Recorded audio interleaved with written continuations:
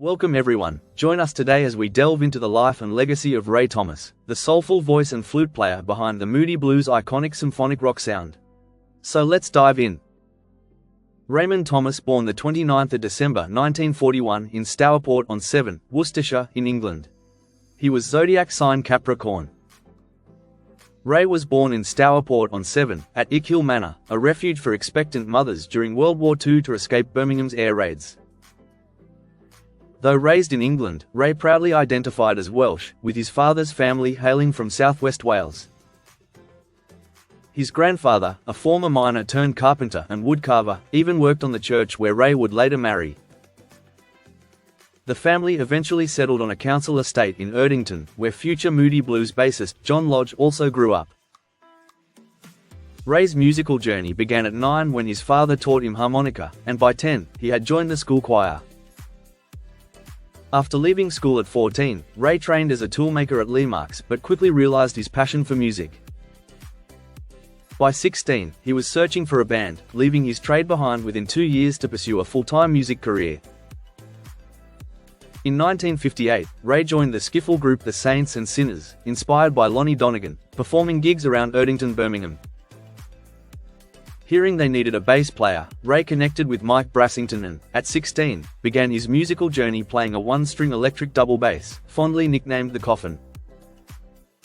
The skiffle group evolved into a vocal and rhythm band before disbanding in June 1959. Eager to stay in the spotlight after positive audience reactions to his performances, Ray joined forces with local musicians to form El Riot and the Rebels. Taking on the persona of El Riot, he donned a green satin Mexican toreador suit, sliding onto the stage on his knees. The Rebels quickly gained traction, winning competitions and appearing on the popular TV show Lunchbox. Their debut on the show, on the 14th of November 1962, featured performances of Guitar Tango and I Remember You. The band also recorded a 78 revolutions per minute acetate of Blue Moon and Down the Line. On the 15th of April 1963, El Riot and the Rebels opened for none other than the Beatles at the Riverside Dancing Club in Tenbury Wells. By October 1963, Ray decided to quit his day job and fully commit to a career in rock music. Ray and Mike Pinder, who had briefly played with El Riot, next joined the group Crew Cats and headed to Germany for gigs. After a few months, things fell apart, leaving him stranded in Hamburg before Christmas with no money or transport. Forced to walk 417 miles through freezing weather to Ostend, Belgium, they arrived after 7 days with little food or sleep. The British consulate loaned them just enough to return to Birmingham. Back in Birmingham, Ray and Mike teamed up with Denny Laine, Graham Edge, and Clint Warwick to form the Moody Blues 5. The 5 was soon dropped, and they quickly gained popularity in Birmingham. Managed briefly by Brian Epstein, their reworked version of Bessie Banks' Go Now became a #1 hit in November 1964. However, subsequent singles struggled, including Bottom of My Heart, which featured Ray's first flute performance. Their debut album, The Magnificent Moodies, was released in July 1965. Despite TV appearances including Ready Steady Go, Saturday Club, and Shindig Goes to London, and touring with the Beatles, the band couldn't replicate their initial success. By late 1966, Clint Warwick and Denny Laine had departed, leaving Ray and Mike to rebuild the group. John Lodge, Ray's old friend from El Riot days, joined as bassist to replace Clint Warwick. One night, Ray mentioned to Eric Burden that they needed a guitarist. Eric, who had just hired someone, offered to pass along letters he'd received from an ad in Melody Maker. The first was from Justin Hayward, who auditioned and joined shortly after. With this lineup, the Moody Blues began shifting from R&B to a more innovative style, writing music for a stage show. Decca, to whom the band owed money, asked them to record a rock version of Dvorak's New World Symphony with conductor Peter Knight for their new Duramic Sound label. Initially hesitant, the Moodies worked with producer Tony Clark, who encouraged them to present their stage show music instead. The result, Days of Future Past, blended orchestral arrangements with progressive rock, featuring Ray's iconic flute solo on Nights in White Satin. Despite initial resistance from Decca, the album became a groundbreaking success, marking the birth of progressive rock. It reached number 27 in the UK charts and later climbed to number 3 in the US. The Moody Blues' seamless album format, mellotron use, and Ray's rock flute redefined modern music.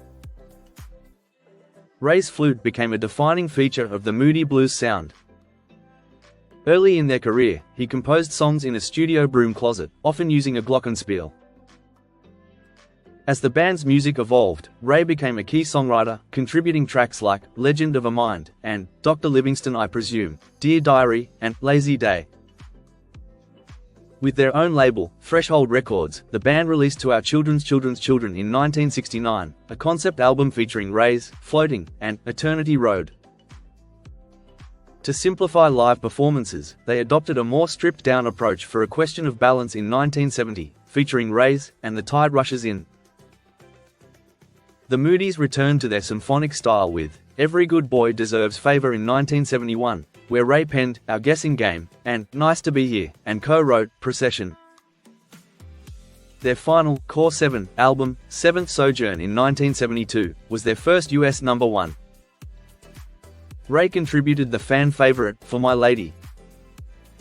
After the Moody Blues' 1974 hiatus, Ray released From Mighty Oaks in 1975 and Hopes, Wishes and Dreams in 1976, earning the nickname The Flute. The band reunited for Octave in 1978, where Ray contributed Under Moonshine and I'm Your Man. In the 1980s, his songs, Veteran Cosmic Rocker, and Painted Smile, featured on Long Distance Voyager, with the former considered his personal anthem. A multi-instrumentalist, Ray played piccolo, oboe, harmonica, saxophone, and French horn. After contributing Sorry and I Am the Present in 1983, he paused songwriting but sang lead on Graham Edge's Going Nowhere. During the group's synth-pop era, Ray's role in the studio diminished due to both the music's incompatibility with his flute and his declining health. He contributed backing vocals on The Other Side of Life and Sur la Mer, but didn't take lead vocals. It's unclear how much instrumentation he recorded, and none of his contributions appeared on Sur la Mer. Though he's featured in childhood photos on the album's inner sleeve, Ray wasn't credited as a performing member. He was credited with tambourine, harmonica, or saxophone on The Other Side of Life, but his instrumental contributions, if any, remain unclear. On album, Keys of the Kingdom in 1991, Ray returned to a larger role, writing Celtic Sonnen, and co-writing Never Blame the Rainbows for the Rain with Justin Hayward. His first flute piece in 8 years appeared on the album. His health declined, and Strange Times became his final album with the band, featuring his last composition, My Little Lovely, written for his grandson. He also shared vocals on Sooner or Later Walking on Air. Ray retired in 2002 due to cerebellar ataxia, which affected his balance, making performance impossible. After Ray's departure, the Moody Blues released only one more studio album, December. Personally, Ray, 27, married Gillian Jarry, 21, on June 6, 1969, at Caxton Hall. The couple had 3 children, Nancy, Adam, and Zoe, before divorcing in 1981. On July 9, 2009, Ray married his longtime partner Lee Lytle, a devoted Moody Blues fan who had followed the band on tour. The ceremony was at the Church of the Holy Cross in Ceredigion, Wales, where Ray's grandfather had worked. In 2010, Ray released a remastered box set of his solo albums, including a new track, The Trouble with Memories.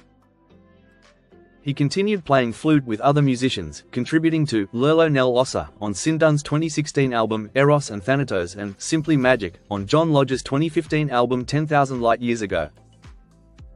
He also recorded with Moody Bluegrass. In April 2018, Ray was posthumously inducted into the Rock and Roll Hall of Fame with the Moody Blues, an honor he knew about before his passing. In October 2014, following Alvin Stardust's tragic death from prostate cancer, Ray revealed his own prostate cancer diagnosis from September 2013, sharing that his cancer was held in remission. He urged all men to get tested, emphasizing that a simple blood test could take just minutes but potentially save lives. Tragically, on the 4th of January 2018, just 6 days after his 76th birthday, Ray passed away at his home in Surrey. The official announcement from his record company did not disclose the cause of death. He was survived by his second wife Lee Lytle, and his 3 children, Nancy, Adam, and Zoe, from his first marriage. And there you have it. Thank you for joining us in remembering the incredible life of Ray Thomas. From his heartfelt compositions to his iconic flute solos, his contributions to music continue to inspire and resonate with fans worldwide. Don't forget to like and subscribe for more stories about the legends of music. Until next time, take care and bye for now.